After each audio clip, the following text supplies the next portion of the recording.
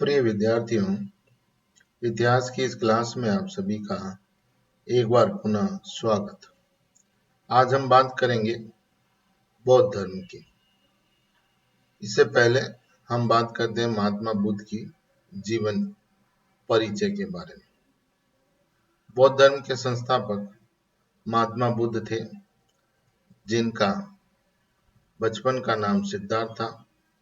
29 वर्ष की आयु में इन्होंने ज्ञान प्राप्ति के लिए अपना गृह त्याग कर दिया और ये घटना महानिष्क्रमण के नाम से जानी जाती है।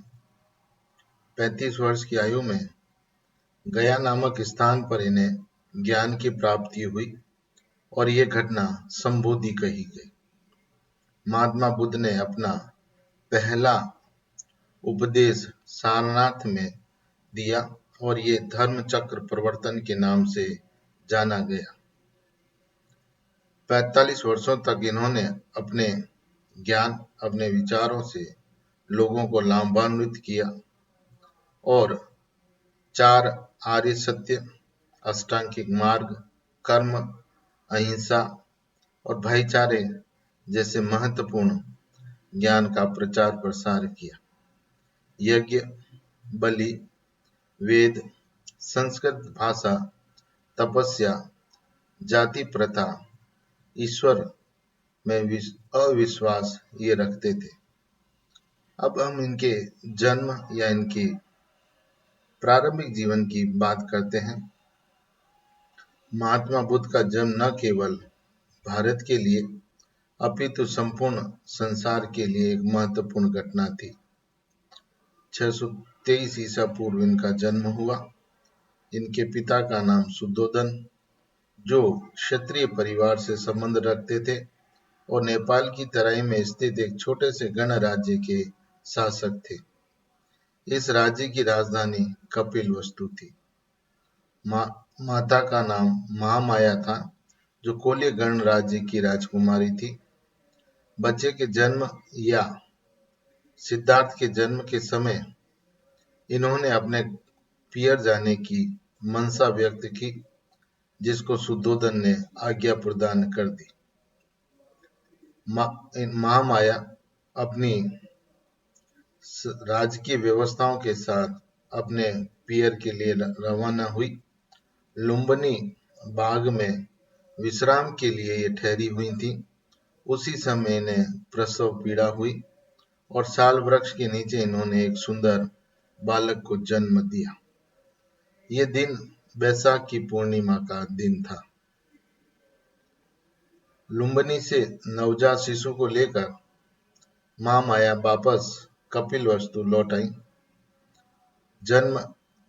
बच्चे के जन्म या बालक के जन्म के परिणाम स्वरूप कपिलवस्तु और देवदेह में खुशियां मनाई गई। बालक का नाम सिद्धार्थ रखा गया।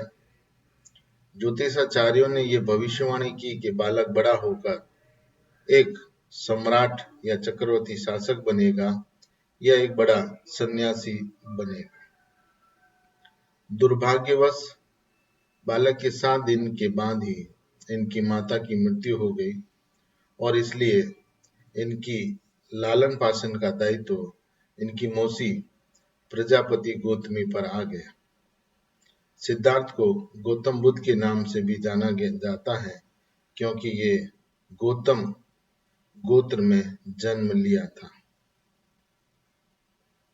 सिद्धार्थ का पालन पोषण बड़े ही लाड़ प्यार के साथ किया जा रहा था। उन्हें अनेकों प्रकार की शिक्षा देने का उचित प्रबंध किया गया। बाल्य अवस्था में सिद्धार्थ चिंतनशील, कोमल स्वभाव के थे।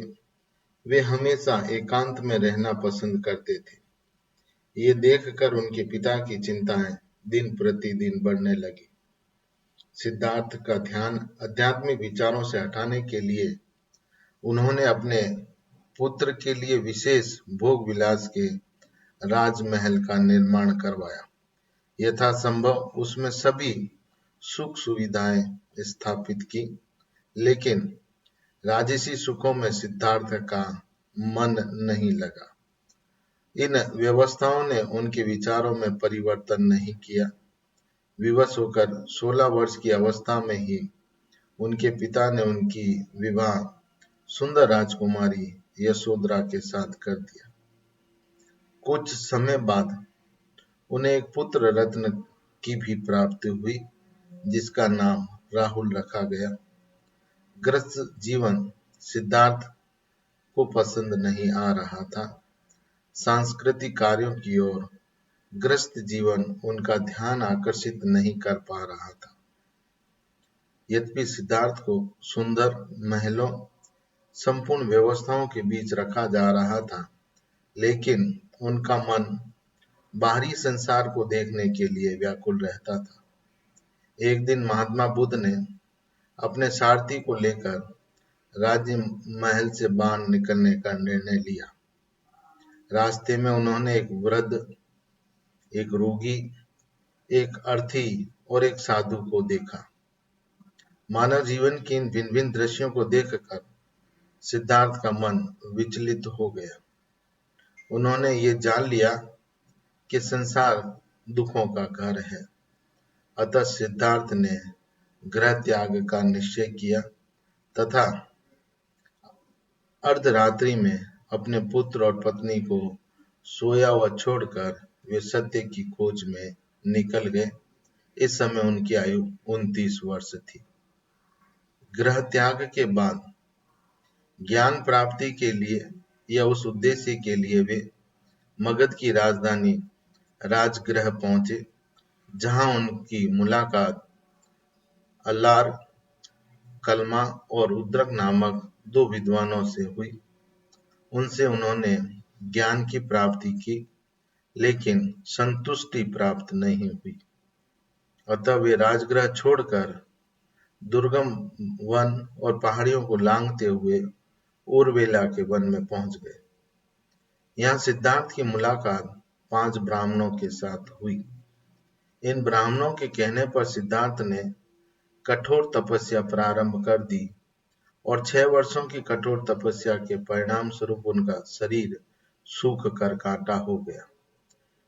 एक किंवदंती के अनुसार ऐसा कहा जाता है कि एक दिन वहां से महिलाओं का एक झुंड एक गीत गाता हुआ निकला, जिसके स्वर सिद्धार्थ के कानों तक पहुंचे और उसका भावार्थ ये था कि वीणा के तारों को इतना अधिक ढीला न छोड़ा जाए कि वो स्वर न दें और इतना अधिक भी न कसा जाए कि वो टूट जाए।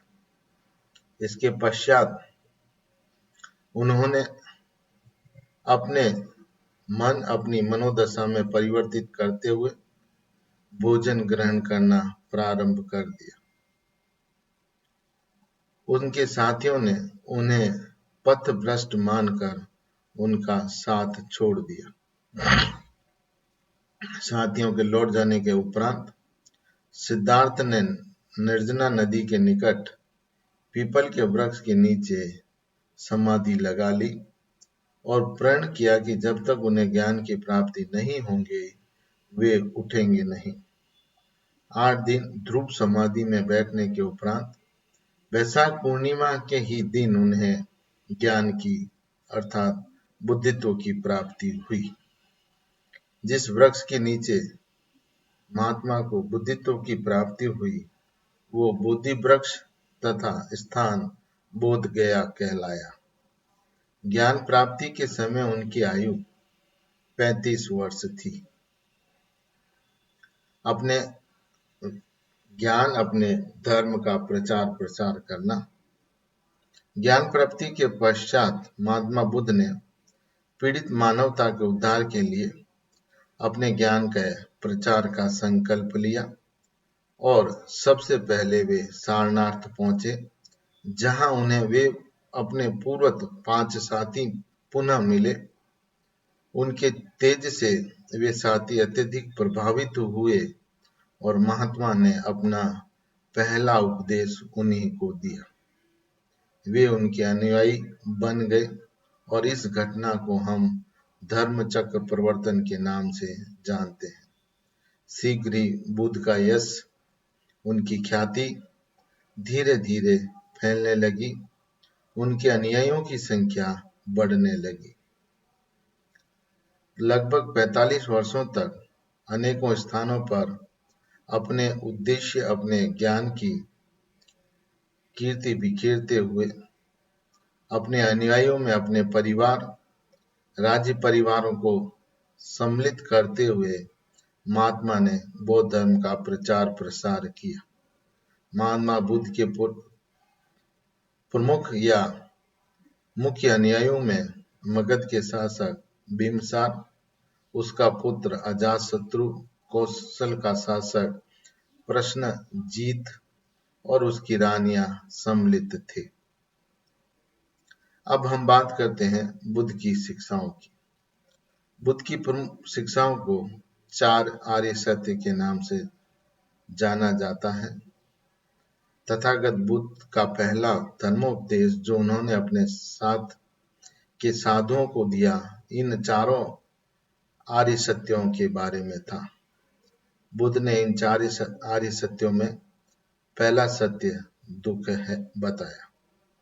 दुख इस दुनिया में जन्म होने से, बूढ़े होने में, बीमारी में, मौत में, प्रियतम के दूर होने में, नापसंद चीजों के साथ चाहत को न पाने, सब घटनाओं में सम्मिलित है। दूसरा कारण है दुख कारण। दुख का कारण तृष्णा है, चाहत है, जिसके परिणाम स्वरूप दुख की उत्पत्ति होती है। तीसरा दुख निरोध। दुख निरोध के साधन के रूप में उन्होंने अष्टांगिक मार्ग बताया, जिससे हम तृष्णा से मुक्ति पा सकते हैं। दुख निरोध के मार्ग। तृष्णा से मुक्ति पाने के लिए हमें अष्टांगिक मार्गों का अनुकरण करना पड़ेगा, जिसके परिणाम स्वरूप हमें तृष्णा से मुक्ति मिल जाएगी और दुख से हम मुक्त हो जाएंगे। अष्टांगिक मार्ग में पहला मार्ग था सम्यक दृष्टि। वस्तुओं के यथार्थ स्वरूप को जानना ही सम्यक दृष्टि है। दूसरा था सम्यक संकल्प। आसक्ति, द्वेष, हिंसा से मुक्त विचार रखना सम्यक संकल्प है। तीसरा था सम्यक वाक। सदा सत्य, मृदु वाणी का प्रयोग करना सम्यक वाक कहलाता है। चौथा था सम्यक कर्मांत। इसका आशय अच्छे कर्मों के साथ जुड़े रहना और बुरे कर्मों का परित्याग करना। पांचवा है सम्यक आजीव। विशुद्ध रूप से सदाचार से जीवन यापन करना ही सम्यक आजीव है। छठा है सम्यक व्यायाम। अकुशल धर्मों का त्याग तथा कुशल धर्म का अनुकरण सम्यक व्यायाम है। सम्यक स्मृति। इसका आशय वस्तुओं के वास्तविक स्वरूप के संबंध में सदैव जागृत रहना। और अंतिम है सम्यक समाधि। चित्त की समुचित एकाग्रता ही सम्यक समाधि है। इसके बाद उन्होंने 10 शील सिद्धांत भी प्रतिपादित किए, जिसमें पहला था सत्य, दूसरा था अहिंसा, तीसरा था चोरी न करना, चौथा था धर्म का संग्रह न करना, पांचवा था ब्रह्मचर्य का पालन, छठा था नृत्य गायन का परित्याग, सातवां था सुगंधित पदार्थों का त्याग, आठवां था असमय भोजन न करना, नौवां था कोमल शैया का परित्याग और 10वां था कामनी कंचन कायग का परित्याग। इन सिद्धांत या इन शिक्षाओं के साथ महात्मा ने तत्कालीन समाज की व्यवस्थाओं के संबंध में भी अपने कुछ सिद्धांत प्रतिपादित किए। उसमें पहला सिद्धांत था ईश्वर एवं आत्मा के अस्तित्व में अविश्वास। महात्मा बुद्ध या बौद्ध धर्म का यह मानना था कि ईश्वर का अस्तित्व या ईश्वर नहीं है। इसके अतिरिक्त गौतम बुद्ध ने आत्मा के प्रश्न पर मौजूद विचार को भी स्वीकार नहीं किया। वे पुनर्जन्म में विश्वास नहीं रखते थे। बौद्ध धर्म पुनर्जन्म के सिद्धांत में उनकी मान्यता थी। बौद्ध धर्म पुनर्जन्म के सिद्धांत को स्वीकार करता था और इसलिए वे कर्मवाद के बिना मोक्ष की प्राप्ति को असंभव मानते थे। मोक्ष प्राप्त करने ने मनुष्य को सभी प्रकारों के बंधनों से मुक्त होना पड़ेगा। अंत में वे कहते हैं निर्वाण प्राप्ति। बौद्ध धर्म के अनुसार मनुष्य के जीवन का अंतिम लक्ष्य निर्वाण की प्राप्ति, मोक्ष की प्राप्ति करना है। मनुष्य सभी बंधनों से मुक्त होकर ही मोक्ष की प्राप्ति कर सकता है। इसके अतिरिक्त उन्होंने समाज की समानता पर अधिक बल दिया, जाति प्रथा को स्वीकार नहीं किया, सभी मानव को समानता का अधिकार दिया और यह कहा कि संसार क्षण भंगुरता के सिद्धांत पर कायम है। संसार में प्रत्येक घटना प्रति क्षण बदल रही है, परिवर्तनशील है। अब हम बात करते हैं महात्मा बुद्ध का परिनिर्वाण। महात्मा बुद्ध ने अपने उपदेशों द्वारा भटकी हुई मानवता को एक मार्ग, एक दिशा दिखाते हुए आगे बढ़ने का मार्ग प्रशस्त किया। अपने जीवन के अंतिम काल में जब वो पावा पहुंचे तो उन्होंने वहां अपने एक अनुयायी के घर भोजन ग्रहण किया और उसके पश्चात पेचिश की बीमारी से ग्रसित हो गए। यहाँ से वे कुशीनगर चले गए और यहीं पर उनकी 80 वर्ष की आयु में 487 ईसा पूर्व वैशाख पूर्णिमा को ही अपना शरीर त्याग दिया। इस घटना को महापरिनिर्वाण कहा गया। महात्मा बुद्ध की जीवन की संपूर्ण घटनाएं वैशाख पूर्णिमा के दिन ही संपादित हुई। धन्यवाद प्रिय विद्यार्थी।